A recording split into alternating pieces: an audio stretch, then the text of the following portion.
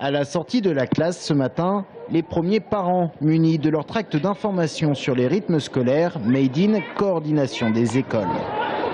C'est par rapport au mercredi, je crois. Celle-ci entend bien ne pas perdre la main sur le dossier et met en branle l'artillerie lourde pour sensibiliser un peu plus les parents d'élèves. J'avais une questionnaire avant qui a demandé mon avis, qu'est-ce que je pense de tout ça. Voilà, donc je savais déjà. Aujourd'hui, la question réelle à se poser, c'est on nous parle de culture pour nos enfants, mais est-ce que la culture aura réellement sa place pour nos enfants ? Potentiellement, les parents de 9000 élèves dans 60 écoles de la ville sont susceptibles de recevoir ce document d'information et sont appelés à y répondre. Ici, à l'école Anatole France, il sera distribué via les carnets de correspondance.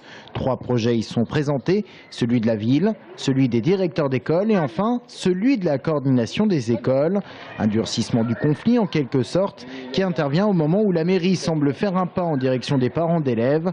De 9h dans le projet initial, le début de la classe pourrait finalement être avancé à 8h45. Décalage d'un quart d'heure, il ne rajoute pas grand-chose.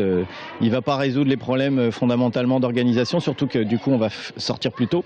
Donc il y aura un double problème le matin et le soir. Et puis il n'y a toujours pas d'activité, il n'y a toujours pas ce développement qu'on souhaiterait, des activités éducatives qui ont cours aujourd'hui dans la ville de Tours. Ce nouveau projet de la mairie n'est pas officiel car il n'a pas encore reçu l'aval de l'inspection académique. Issu de la phase de concertation, il est déjà rejeté par les représentants de la coordination des écoles qui réclament toujours un raccourcissement de la pause méridienne et la mise en place de véritables ateliers pédagogiques. Avec leur concertation lancée aujourd'hui, ces parents d'élèves en colère entendent bien faire valoir leur vue auprès des élus de la mairie.